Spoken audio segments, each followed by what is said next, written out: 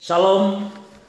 Di hari yang ke-39 ini saudaraku, ada pesan Tuhan, perintah dan janji Tuhan.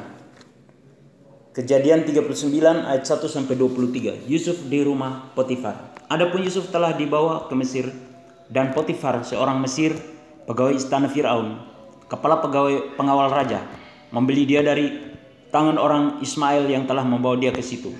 Tetapi Tuhan menyertai Yusuf, sehingga ia menjadi seorang yang selalu berhasil dalam pekerjaannya. Maka tinggallah ia di rumah tuannya orang Mesir itu.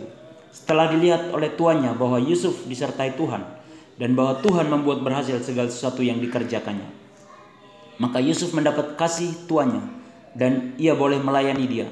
Kepada Yusuf diberikannya kuasa atas rumahnya, dan segala miliknya diserahkannya pada kekuasaan Yusuf. Sejak ia memberikan kuasa dalam rumahnya dan atas segala miliknya kepada Yusuf, Tuhan memberkati rumah orang Mesir itu karena Yusuf, sehingga berkat Tuhan ada atas segala miliknya, baik yang di rumah maupun yang di ladang. Segala miliknya diserahkannya kepada kekuasaan Yusuf, dan dengan bantuan Yusuf ia tidak usah lagi mengatur apa-apapun selain dari makanannya sendiri. Adapun Yusuf itu manis sikapnya dan elok parasnya. Selang beberapa waktu istri tuannya memandang Yusuf dengan berahi, lalu katanya, "Marilah tidur dengan aku." Tetapi Yusuf menolak dan berkata kepada istri tuannya itu, "Dengan bantuanku, tuanku itu tidak lagi mengatur apa yang ada di rumah ini, dan ia telah menyerahkan segala miliknya pada kekuasaanku. Bahkan di rumah ini ia tidak lebih besar kuasanya daripadaku, dan tiada yang tidak diserahkannya kepadaku selain daripada engkau, sebab engkau istrinya. Bagaimanakah mungkin aku melakukan kejahatan yang besar ini dan berbuat dosa terhadap Allah?" Walaupun dari hari ke hari perempuan itu membujuk Yusuf, Yusuf tidak mendengarkan bujukannya itu untuk tidur di sisinya dan bersetubuh dengan dia. Pada suatu hari masuklah Yusuf ke dalam rumah untuk melakukan pekerjaannya, sedang dari seisi rumah itu seorang pun tidak ada di rumah. Lalu perempuan itu memegang baju Yusuf sambil berkata, "Marilah tidur dengan aku."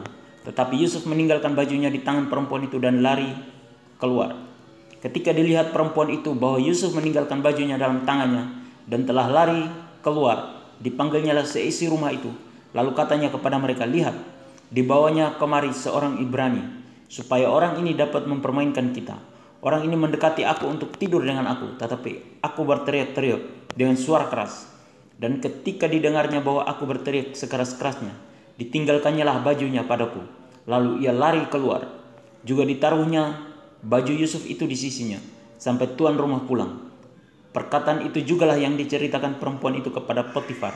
Katanya, "Hamba orang Ibrani yang kau bawa kemari itu datang kepadaku untuk mempermainkan aku.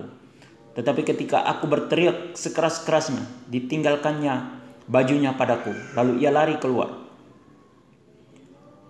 Baru saja didengar oleh tuannya perkataan yang ceritakan istrinya kepadanya, begitulah aku diperlakukan oleh hambamu itu."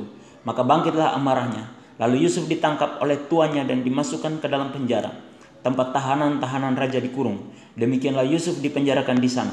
Tetapi Tuhan menyertai Yusuf dan melimpahkan kasih setianya kepadanya, dan membuat Yusuf kesayangan bagi kepala penjara itu. Sebab itu kepala penjara mempercayakan semua tahanan dalam penjara itu kepada Yusuf, dan segala pekerjaan yang harus dilakukan di situ dialah yang mengurusnya. Dan kepala penjara tidak mencampuri segala yang dipercayakannya kepada Yusuf, karena Tuhan menyertai dia, dan apa yang dikerjakannya dibuat Tuhan berhasil. Ada pesan Tuhan bagi kita, agar kita meneladani sikap dan perilaku Yusuf. Perintah Tuhan supaya tidak kompromi dengan dosa. Janji Tuhan untuk kita hari ini adalah kita akan berhasil dalam segala hal karena campur tangan Tuhan. Tuhan Yesus memberkati.